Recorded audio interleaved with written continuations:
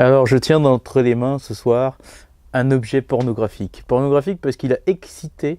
pendant 2 semaines euh, tous les vices français. C'est le livre de Michel Houellebecq, Soumission. Alors, ce livre de Michel Houellebecq, Soumission, son dernier livre chez Flammarion, vous en avez forcément entendu parler. Vous savez, c'est l'histoire d'un président musulman modéré qui arrive au pouvoir aidé par le PS et l'UMP pour faire barrage au FN. Ça se passe en 2022 alors que François Hollande termine son 2e mandat.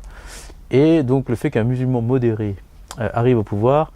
ce pitch-là a excité toute l'intelligentsia parisienne, de savoir si oui ou non Houellebecq était un suppôt des islamistes, peut-être avait-il même sa carte à l'État islamique, on savait pas trop. Bref, il a excité toutes les peurs françaises, tous les non-dits de notre société, et en fait tous les non-dits de notre société, toutes les peurs de cette société autour de l'islam, autour de l'islamisme, autour de tout un tas de questions autour de la laïcité, de la République, qu'est-ce que c'est que la République, qu'est-ce que c'est que la laïcité, et surtout, qu'est-ce que c'est qu'une République un peu sacrée, comme elle a pu l'être, sacrée dans le sens on y croit, comme elle a pu l'être auparavant, en fait, toutes ces questions-là, elles sont en creux dans le livre de Houellebecq, et en fait, l'excitation qu'il y a eu autour de ça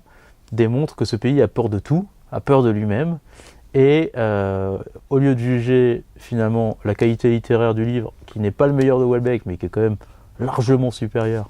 à un grand nombre de livres qui sortent en ce moment, on a jugé finalement trois déclarations à l'emporte-pièce de Houellebecq sur un plateau télé. Bref, pour vous faire votre idée critique, parce que c'est ça la République, c'est de se faire des idées et de faire son propre jugement, lisez Soumission de Michel Houellebecq, et après on en parle. Moi, j'ai plutôt aimé.